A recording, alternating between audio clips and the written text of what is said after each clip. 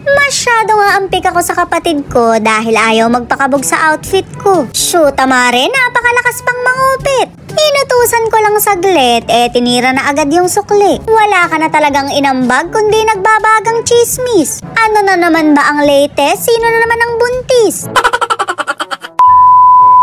Nagkagulatan na nga lang kami na parehas kami ng damit. Ano pa nga bang aasahan ko? Sa akin din naman galing ang damit niya. Tamang sarap-sarapan lang kahit sa kainan lang pupunta. O diba, chumichibog na agad siya. Nagkusa na siya ng desisyon, hindi na naghintay ayain. Diyan ka talaga magaling, manong maghilod ka.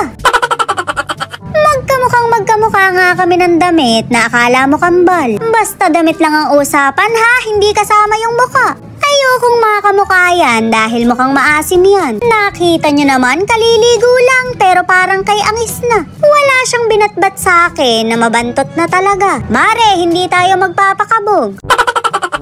Eri na nga yung mga pagkain na ngayon ko lang pinansin. Ganon talaga mare, hindi naman kasi to yung habol ko. Hindi naman ako kagaya ng kapatid ko na naka-target lock agad. Abay kadarating lang, hawak plato na agad. Mano bang makipagplastikan muna sa may-ari para makapag-sharon pag-uwi? Mahina ka talaga sa mga diskarte, shoota ka.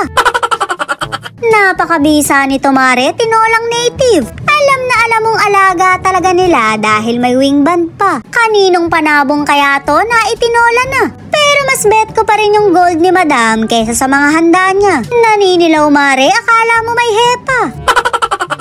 Siyempre hindi kumpleto ang handaan kung walang inuman. Pinapatagal pa ba yan? Tirahin na agad. Wala akong pinipiling oras kahit tanghaling tapat pa yan. Abay init ka lang, manginginom ako. May pagkasyunga nga lang kaya pasensya na kayo. Ba't naman ba nagtatapon ka? Mayaman ka ba?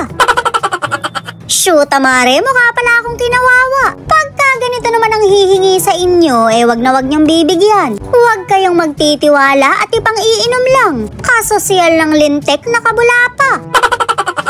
Kutsara na nga lang ang pinangbukas ko pero mukhang mapuputol pa. Napakarupok mo naman, para kang yung nanonood. Apora reklamong niloloko siya ng jowa pero binabalikan naman. Maawa ka naman sa mga kaibigan mo, pagod na ng kapapayo sa'yo. Mag-backread ka na lang ng mga chat kapag niloko ka ulit. Huwag kang lulubay mare, magpakabayani ka. Huwag mo nang pakawalan yan at baka mapunta pa sa amin yan.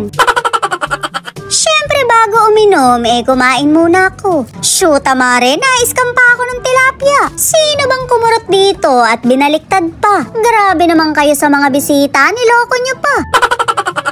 Inutusan ko nga yung kapatid ko na bumili ng yelo. Kaso mare, napakalakas kumikbak. Hindi ka pala pwedeng tumakbo at masyado kang kurakot. Lumalakad pa lang kasi papuntang tindahan, nangungurakot na. Mahirap talaga siyang utusan dahil de gasolina pa.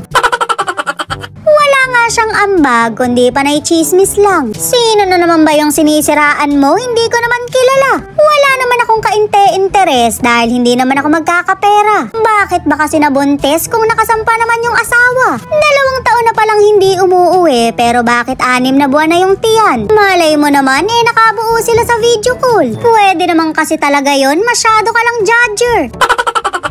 Yun lang mga mare at pare, shot puno.